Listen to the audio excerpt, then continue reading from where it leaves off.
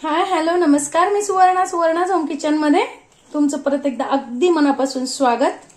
सगळ्या सबस्क्रायबरचे धन्यवाद, सगळ्या व्ह्यूअर्सचे धन्यवाद. आज मी तुम्हाला खूप छान अशी रेसिपी दाखवणार आहे.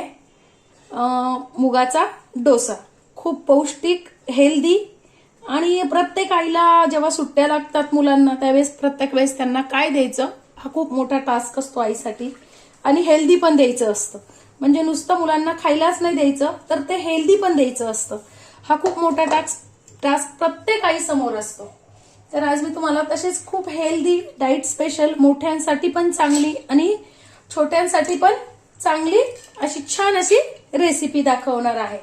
तर मी आज तुम्हाला दाखवणार आहे मुगाचा डोसा. तर त्यासाठी मी इथे एक 5 ते 6 तासासाठी एक वाटी मूग आणि पाव वाटी तांदूळ असं एकत्र छान भिजवून घेतलेलं आहे. तुम्हाला जर सकाळी नाश्त्यासाठी बनवायचं असेल तर तुम्ही रात्रीच भिजत घाला. आता आपल्याला हे पाणी थोड्या वेळासाठी फेकायचं नाहीये, कारण हे पाणी जर आपल्याला इथे कमी जास्ती घट्ट पातळ करायचं असेल तर आपल्याला हेच पाणी वापरायचं आहे. म्हणून हे पाणी फेकायचं नाहीये. हे मी इथे काढून ठेवलंय. आता यात आपल्याला टाकायचं आहे आपले डोसे छान कुरकुरीत राहावे, म्हणजे केल्यानंतर पण थोड्या वेळात लगेच मऊ पडतात डोसे. तर तसं होऊ नये म्हणून कुरकुरीत राहण्यासाठी मी इथे घेतलेला आहे 2 ते 3 चमचे रवा. रवा तुम्ही कुठलाही घ्या, जाड बारीक असं काही नाही, कुठलाही रवा घेऊ शकतात. आणि 2 हिरव्या मिरच्या घेतलेल्या आहे. मिरचीचं प्रमाण तुम्ही कमी अधिक करू शकतात. 1 इंच आलं घेतलेलं आहे आणि 4-5 लसणाच्या पाकळ्या. तुम्ही लसूण खात असेल तर टाका, नसल खात तर स्किप केला तरी चालेल. आता हे आपल्याला छान बारीक करून घ्यायचंय. खूप पातळ पण नाही करायचंय आणि खूप घट्ट पण नाही ठेवायचंय. थोडंसं पाणी घालून आपल्याला हे बारीक करायचंय. तर आता मी हे जे पाणी ठेवलेलं होतं तेच घालणार आहे. सुरुवातीला अगदी फक्त 2 ते 3च चमचे आपल्याला पाणी घालायचंय. तर मी थोडंसं पाणी अजून घालून घेणार आहे त्यात. परत मी 2 ते 3 चमचे पाणी घातलंय आणि थोडीशी कोथिंबीर. आता छान परत आपल्याला हे बारीक करून घ्यायचंय. बघा छान आपलं बॅटर अगदी बारीक झालेलं आहे. एकदम सॉफ्ट असं, स्मूथ असं आपल्याला बारीक करून घ्यायचंय. 1 वाटीमध्येच तुमचे पुष्कळ 8 ते 10 डोसे तयार होतात. बघा खूप पातळही नाही आणि खूप घट्टही नाही असं आपल्याला बॅटर तयार करायचंय. आणि एकाच बाजूनी छान 2 ते 3 मिनिटासाठी फेटून घ्यायचंय. फेटून घ्यायचंय आपल्याला मीठ. तर मी इथे 1 चमचा मीठ टाकलेलं आहे. तुम्ही चवीनुसार कमी अधिक करू शकता.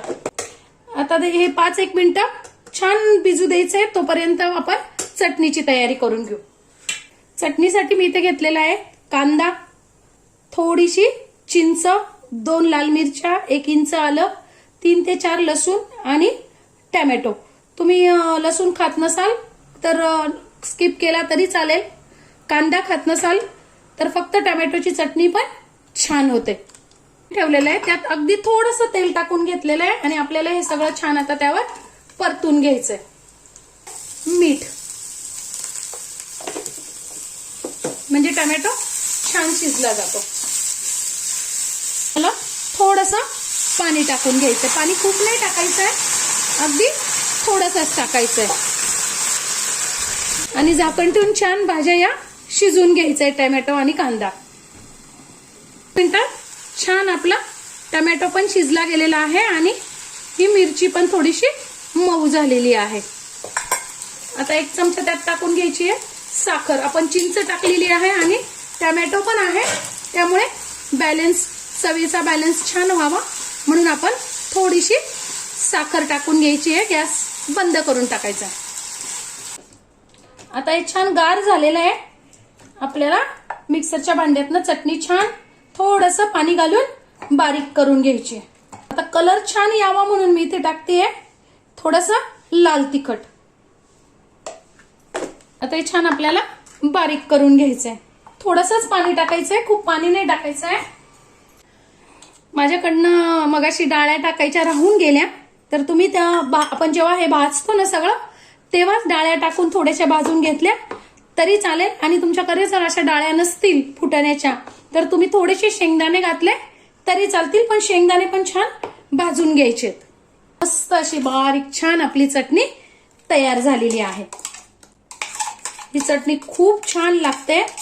तुम्ही इतरही जेव्हा धिरडे डोसे कराल त्यावेळेस अशी चटणी करून बघा, खूप सुंदर लागते ही चटणी. छान मैसूर डोसा बनवणार आहे मसाला डोसा सारखा, म्हणून मी खूप छान अशा, मुलं खात नाही अशा भाज्या, तर मी इथे सगळ्या भाज्या घेतलेल्या आहेत. मी थोडंसं गाजर, ढोबळी मिरची, कांदा, कॉर्न, त्यानंतर टॅमॅटोचं बी काढून मग घेतलेले आहे. थोडीशी घेतलेली हिरवी मिरची मुलं खात असतील तर टाका, नाही टाकली तरी चालेल. आणि थोडासा घेतलाय फ्लॉवर. तुम्ही इथे कोबी, पालक वगैरे पण घेऊ शकता. आणि मी थोडंसं घेतलेलं आहे पनीर. तर पनीर कसं बनवायचं घरच्या घरी, हे मी घरीच बनवलेलं आहे गाईच्या दुधापासून. पनीर कसं बनवायचं याची पण मी व्हिडिओ आपल्या चॅनलवर अपलोड केलेली आहे. शुद्ध असं पनीर आपण घरी खूप छान तयार करू शकतो, तुम्ही नक्की जाऊन बघा. तर पनीरचे पण मी छोटे छोटे छान तुकडे करून घेणार आहे. तुम्ही किसून पण घेऊ शकता, मुलांना जसं आवडतील तसं तुम्ही करू शकता.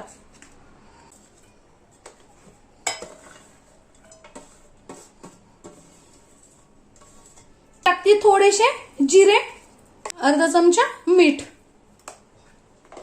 छान आपल्याला मिक्स करून घ्यायचे. इथे तुम्ही बॅटर पण छान तयार झालेला आहे.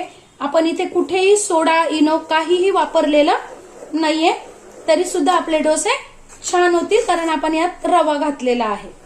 रवा, तांदूळ. आता मी एकीकडे तवाही तापायला ठेवलेला आहे.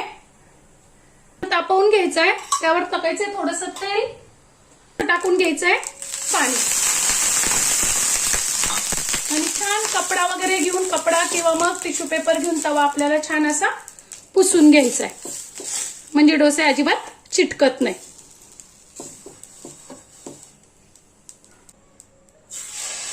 आणि छान असा डोसा टाकून घ्यायचा आहे बघा, या पद्धतीने. डोसा टाकताना प्रत्येक वेळेस तवा तुम्ही असा पुसूनच घ्यायचा आहे, म्हणजे डोसा छान तयार होतो. थोडंसं बटर लावलं की टेस्ट छान येते. डोसा आपला झाला की गॅस बारीकच ठेवलेला आहे मी, मीडियम. आपण जी चटणी केलेली आहे ना ती छान डोस्यावर टाकून घ्यायची. तुम्हाला प्लेन डोसा पाहिजे असेल तर तुम्ही तसा प्लेनही बनवू शकता, आणि अशी चटणी पण छान लावून मस्त असा आपल्याला मैसूर डोसा बनवून घ्यायचा आहे. त्यावरच टाकणार आहे मी आता छान भाज्या.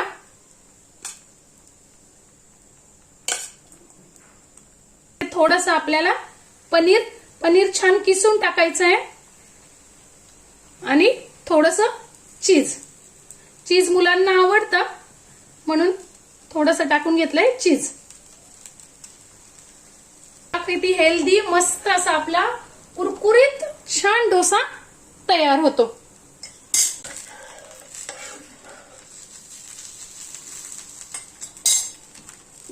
बघा मस्त असा आपला डोसा तयार आहे.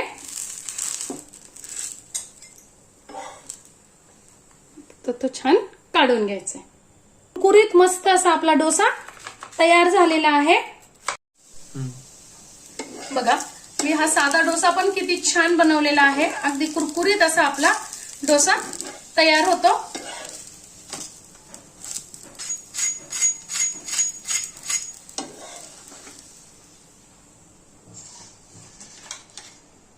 आणि एक छान असा सगळ्या भाज्या घालून पण खूप सुंदर असा आपण मुलांसाठी डोसा तयार केलेला आहे. खूप हेल्दी अशी रेसिपी आहे, तुम्ही नक्की करून बघा. आजची रेसिपी तुम्हाला कशी वाटली कमेंट्स मध्ये नक्की सांगा. चॅनलला लाईक, सबस्क्राईब आणि शेअर करा. धन्यवाद.